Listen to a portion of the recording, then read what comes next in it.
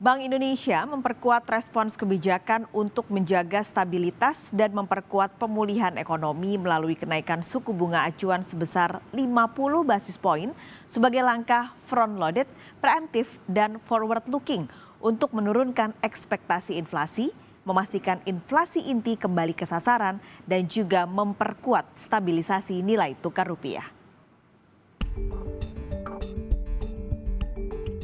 Rapat Dewan Gubernur Bank Indonesia pada 16-17 November 2022 memutuskan untuk menaikkan BI 7-Day Reverse Repo Rate 50 basis poin menjadi 5,25%, suku bunga Deposit Facility naik 50 basis poin menjadi 4,5%, dan suku bunga Lending Facility naik 50 basis poin menjadi 6%.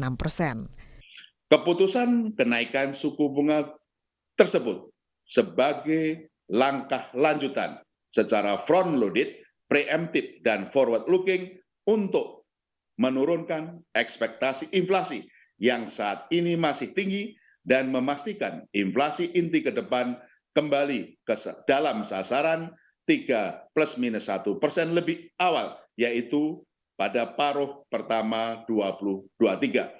Serta memperkuat kebijakan stabilisasi nilai tukar rupiah agar sejalan dengan nilai fundamentalnya akibat kuatnya mata uang dolar Amerika Serikat dan tingginya ketidakpastian pasar keuangan global di tengah peningkatan permintaan ekonomi domestik yang tetap kuat.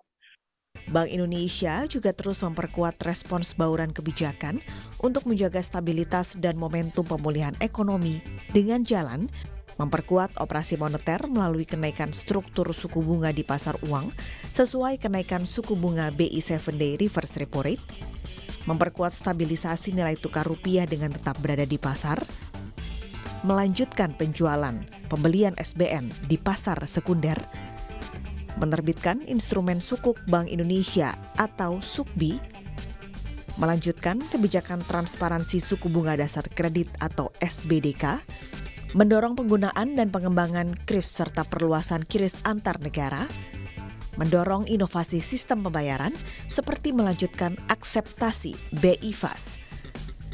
Peri Warjio juga menekankan koordinasi kebijakan dengan pemerintah pusat, pemerintah daerah, serta mitra strategis dalam tim pengendalian inflasi pusat dan daerah terus diperkuat melalui gerakan pengendalian inflasi pangan di berbagai daerah.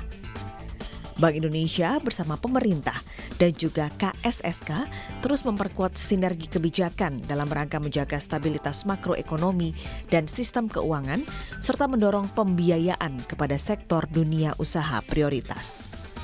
Kunci adalah kenapa kinerja ekonomi kita lebih baik. Ya, koordinasi dari fiskal dan moneter sangat-sangat erat. Koordinasi di bawah KSSK juga sangat-sangat erat.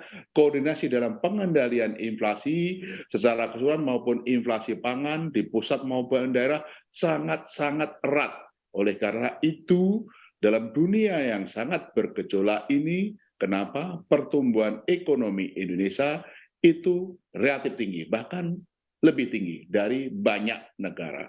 Inflasi kita juga lebih rendah dari banyak negara. Rupiah kita juga stabil dari banyak negara. Kondisi perbankan kita juga stabil dan kuat dibandingkan juga banyak negara.